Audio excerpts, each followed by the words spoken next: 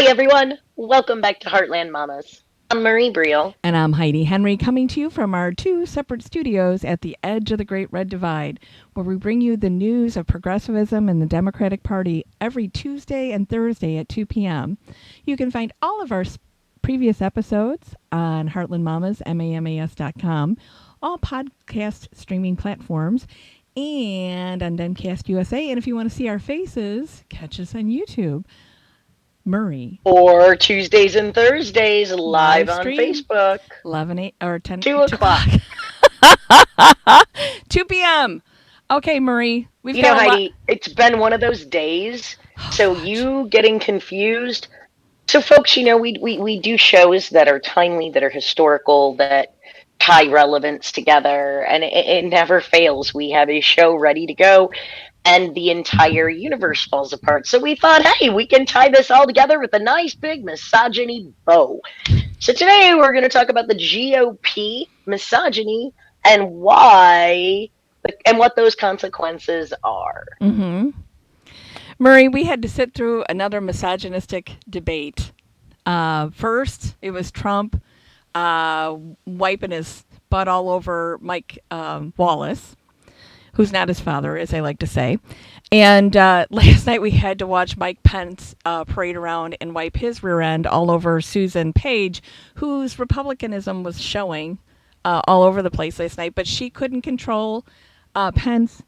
Wallace could not control Trump. And it's time to, well, we're not going to have any more debates because Trump doesn't want to play and neither does Biden. Is just over it too. Because why bother? Why bother if they can't, if the moderators cannot control half of the room?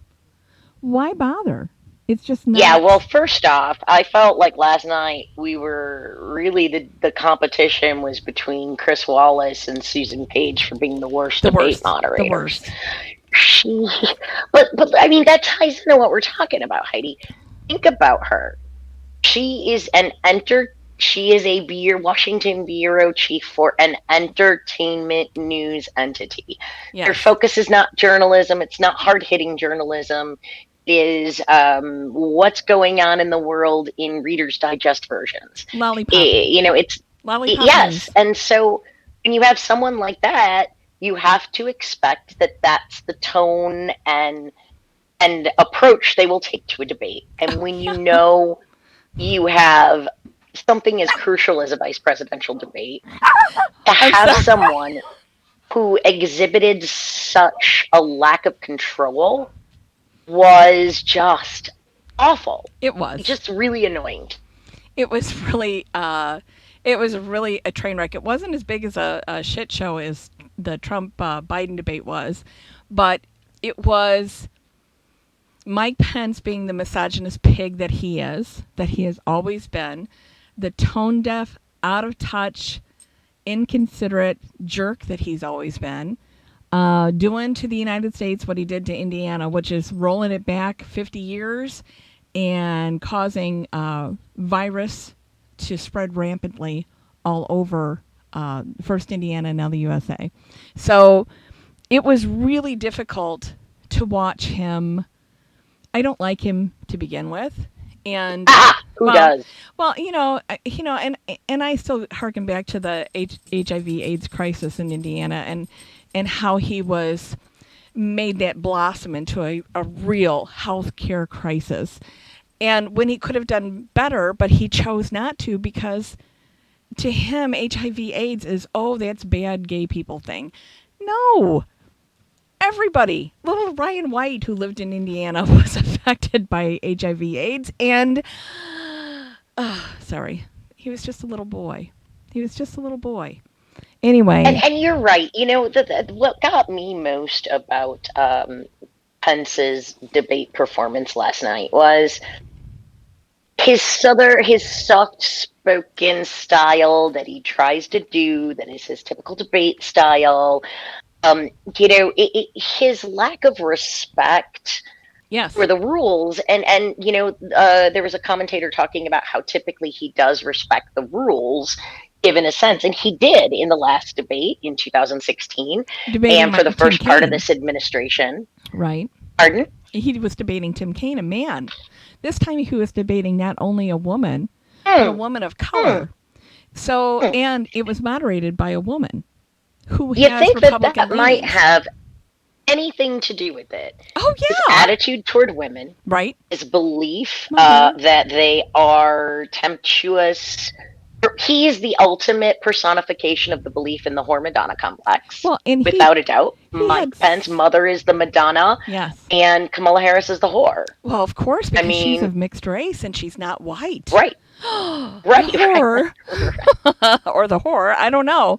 But she was perfection last night. I mean, I don't know how because of COVID 19, she didn't get up and whack him, but he was so disrespectful to the rules. He was disrespectful to the line of questioning because The would pivot. moderator. He would pivot to his talking points. She would try very gently He didn't answer. to pull him back into He didn't place. answer one question. No, One damn no. question never came out of his mouth. And then, okay, so we know he is disrespectful to women. We know he doesn't value them by how he was last night. He The couldn't. internet was furious. The women who never saw that before really saw that last night, which I think He was could not look a Kamala good Harris awakening in for the some eye. women.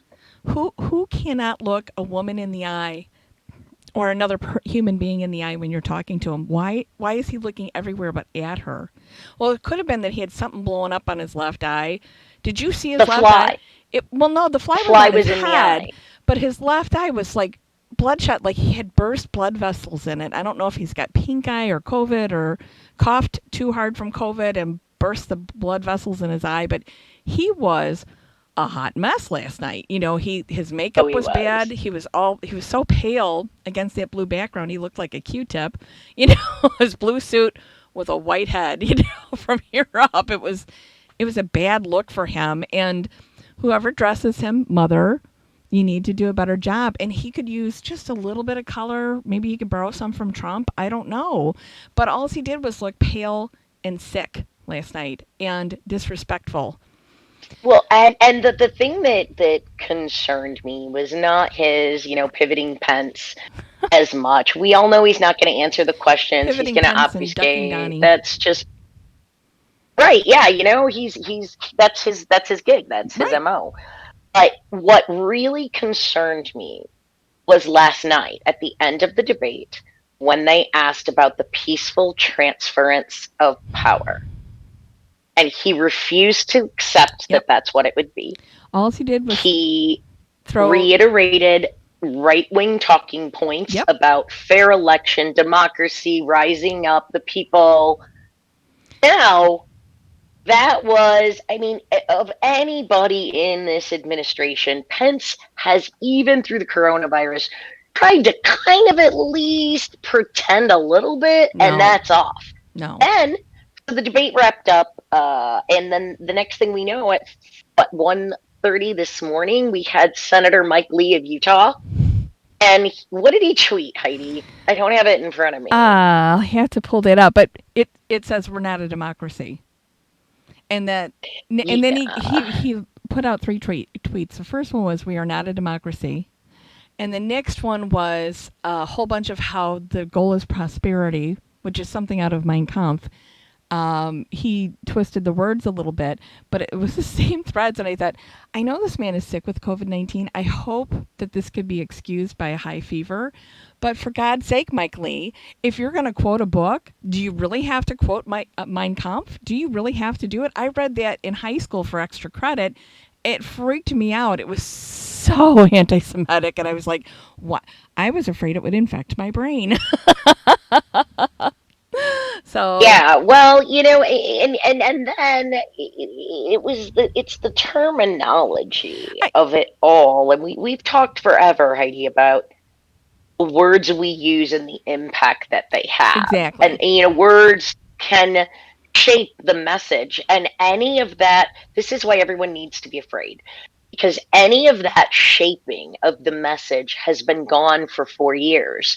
And even those like Mike Pence, who were right in the middle, or at least would try to pretend to be more toward the middle, Right. have abandoned ship. There isn't one grown up in the GOP who has said we will guarantee a transition of power. Yeah. Then you have Representative or Senator Mike Lee coming out saying democracy We're not a democracy. is not the objective. If you want prosperity, of course, Republicans going for the money, and peace, democracy doesn't matter. Then you have representative. Now there's another representative, U.S. Rep, and his name is it's a Kinzinger. guy.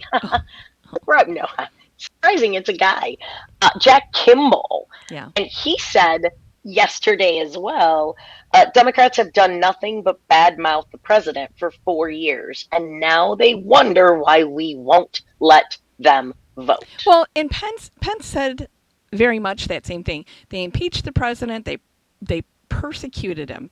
Okay, can I please right here, Heidi? Sure. I will let you go, but I do want our listeners to understand something right here. And that is the impeachment process was not to overturn the results of the election like the Republicans billed it. There was no recalling, nothing was involved. What it was to tell the president you can't commit treason and be a hot weasel while you're in office. Nothing to do with the election, but they have tied that through false logic. Well, Murray, I just got a news break on my phone from Nancy Pelosi has had enough of this shit. And tomorrow they're going to start discussing the 25th Amendment. That's those of us on the sidelines that have been calling for this for a long time, Nancy, are a little slow to the bus. But I'm telling you that the man is mentally unstable. For him to call COVID no big deal and to say that he's cured of it in less time than anyone else, but he can't prove it. Today he released something showing him on the White House lawn, a tweet, which was obviously set against a green screen because he's not outside. But you can tell the wavy lines because sometimes we have a green screen behind me and you can tell it's not really what it's supposed to be. So the president delivered this tweet today on a green screen. Coupled with all the other stuff, and Mike Lee and Nancy Pelosi's like, okay, that's it.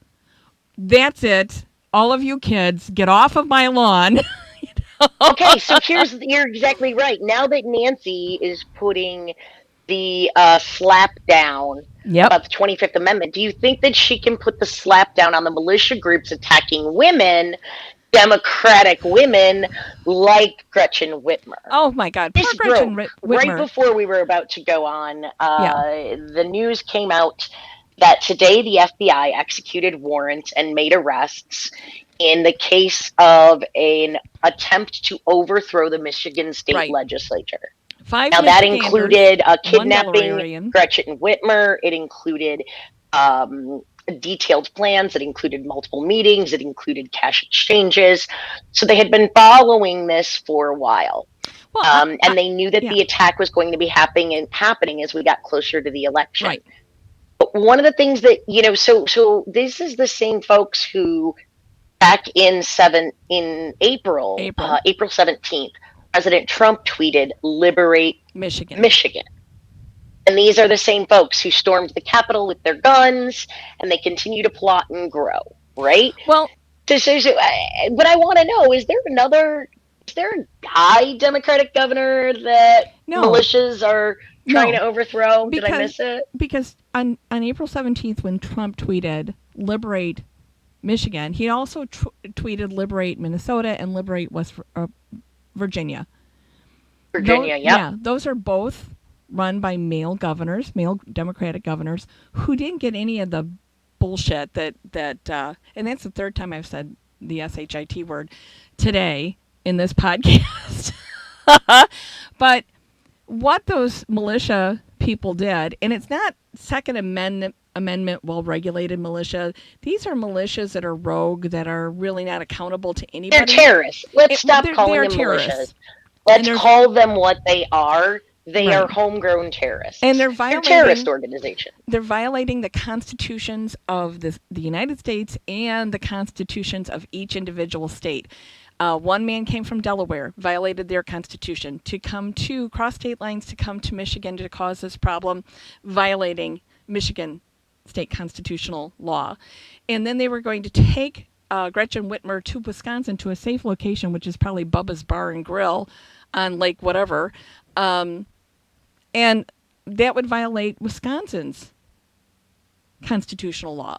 And they don't care because they don't have to adhere to anything because they're not accountable to anyone.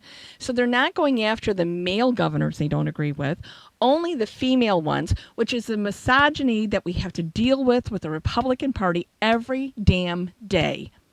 Whether it is the disrespect shown toward a legislator, such as how we saw the representative just so insulting about Alexandria Ocasio Cortez, Oh right? my gosh. Whether it is Called her that filthy or it is names. how they treat a moderator, Yeah. asking them to adhere to the rules of debate, it is beyond pale that the Republican Party, the GOP, is the party of misogyny. From the smallest actions and statements to plotted kidnappings, they foster a hatred of women and a fear of the vagina. I said it. Okay. Well, and these are America's disgruntled voters, which are usually, it's code word for white disenfranchised men and the women that go along with them. And I told you it has a lot to do with the fact that they're probably not getting any sex.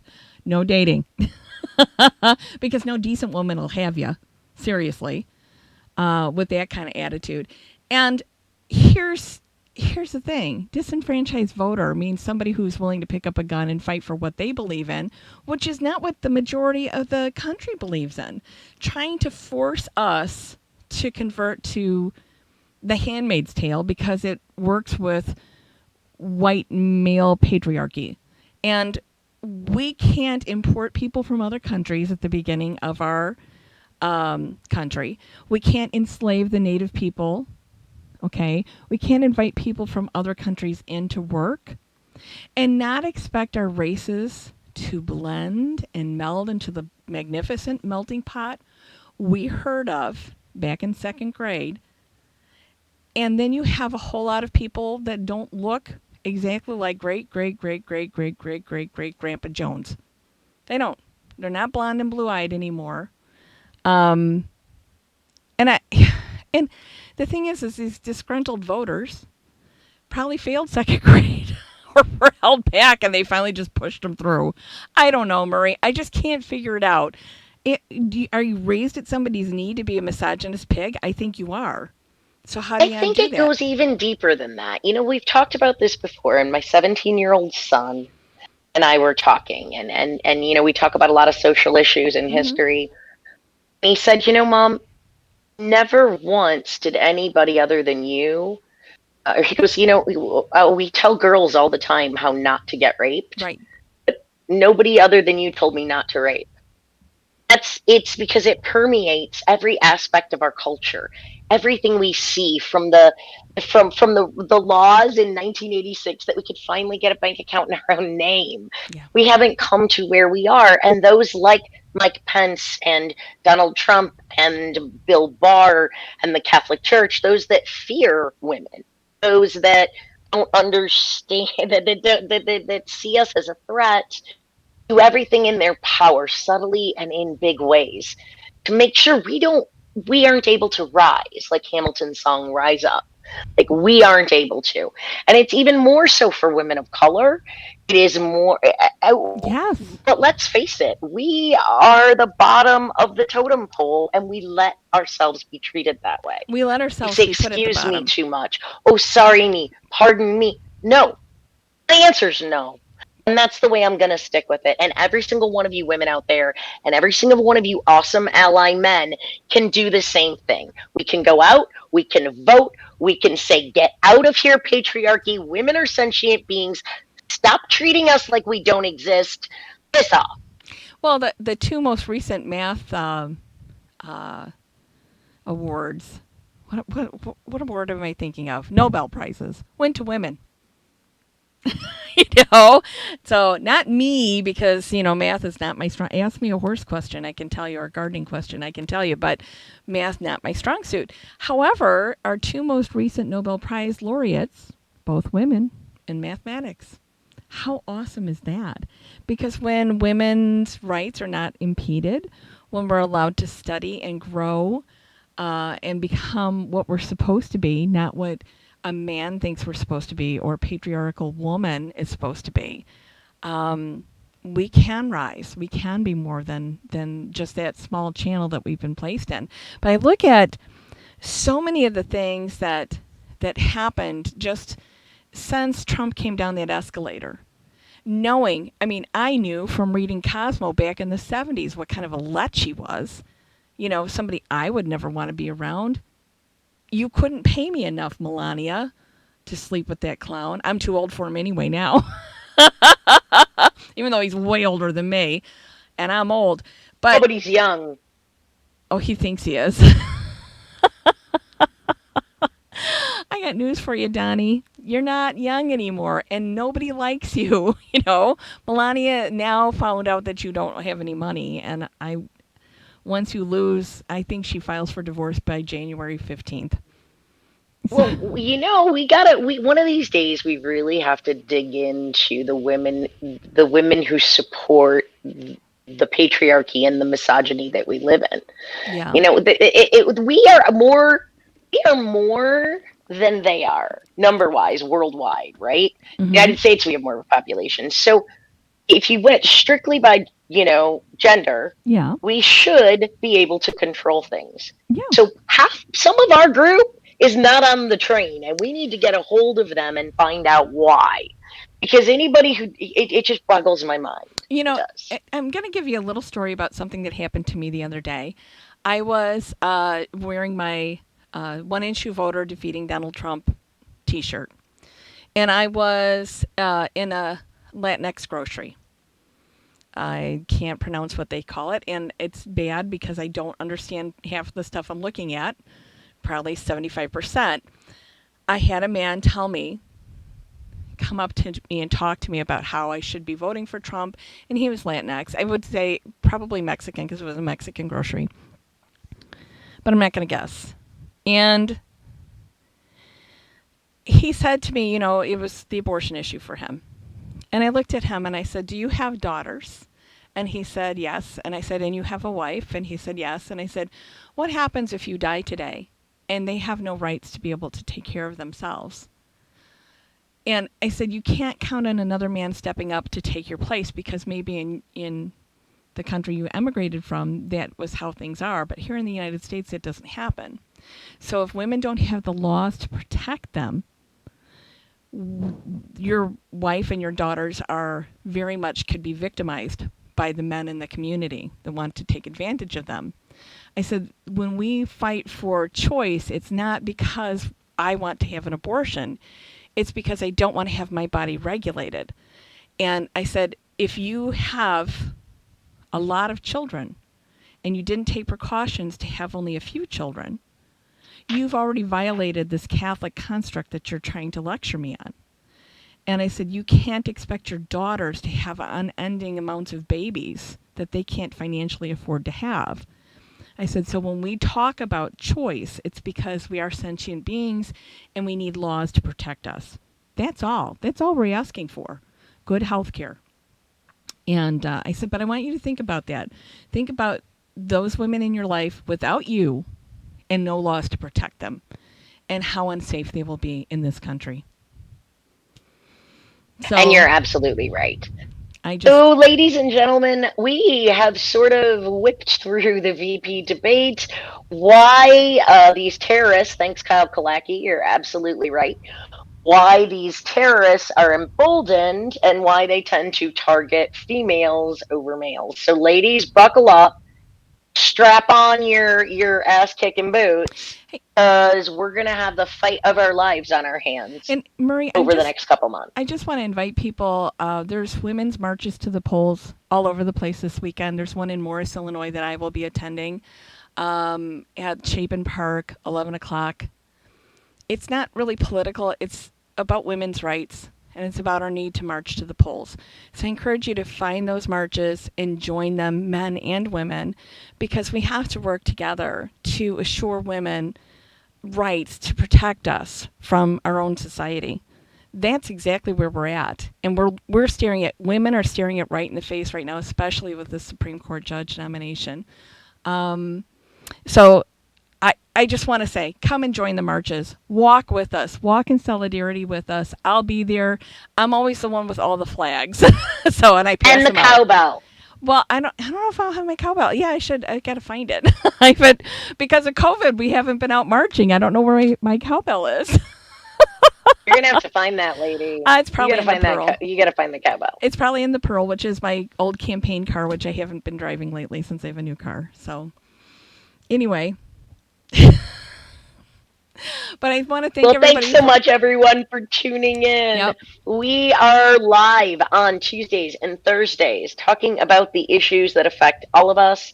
So please tune in live, share with a friend, like, subscribe, follow us wherever you get your favorite podcasts, Demcast USA, YouTube, and also at Heartland Mamas. MAMAS.com. Thank you, everybody, for tuning in. We appreciate you. Take care now. Bye bye.